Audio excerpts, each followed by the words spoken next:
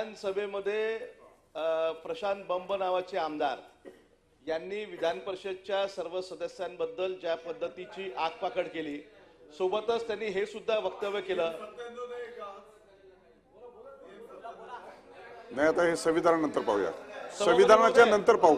सभापती महोदय, राज्यातले सर्व पदवीधर आणि शिक्षक आमदार यांचे पद रद्द केले पाहिजे आणि विधान परिषद सुद्धा बरखास्त केली पाहिजे, अशा पद्धतीचं वक्तव्य केलं।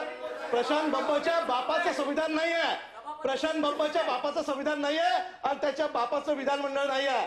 कोणाच्या मेहरबानीवर इथले विधान परिषदचे लोक निवडून आले का? कोण हा प्रशांत बंब? वारंवार शिक्षकांच्या संघटनेवर आग पाकड करण्याची ताकद कशी काय निर्माण झाली आहे? त्यांनी या संपूर्ण सभागृहाची माफी मागितली पाहिजे, नाहीतर आम्ही ही चर्चा होऊ देणार नाही। सभापती महोदय, कोण हा प्रशांत बंब? त्याच्यामुळे सरकारने त्याला समज दिली पाहिजे, त्यांनी या सभागृहाची माफी मागितली पाहिजे। आणि तरी मी या संपूर्ण या सभागृहाचा इतिहास सांगतो। विधान परिषदची निर्मिती काही विधानसभेमध्ये नाही झाली, विधान परिषद पहिले निर्माण झाली या देशामध्ये आणि नंतर विधानसभेची निर्मिती झाली। हे काही त्यांच्या बापाच्या भरोशावर नाही आहे। म्हणून या प्रशांत बंब सारख्या माणसाला त्याला समज दिली पाहिजे, त्याला व्यसन घातलं पाहिजे आणि त्यांनी या सभागृहाची माफी मागितली पाहिजे, अशी माझी मागणी आहे।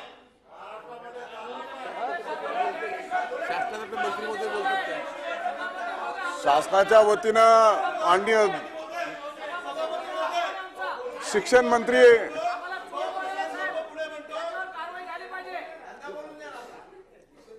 दोन कॅबिनेट मंत्री आणि दोन राज्यमंत्री सभागृहामध्ये आहेत। संविधानाच्या चर्चेच्या पार्श्वभूमीवरती अशा पद्धतीची चर्चा जर खालच्या सभागृहात झाली असेल आणि सन्माननीय सदस्याच्या तीव्र भावना असतील तर शासनाच्या वतीने आपण उपस्थित आहे, जरा त्या संदर्भात बोलावं। सभापती महोदय, सन्माननीय सदस्य महोदयांनी जी भावना व्यक्त केली काल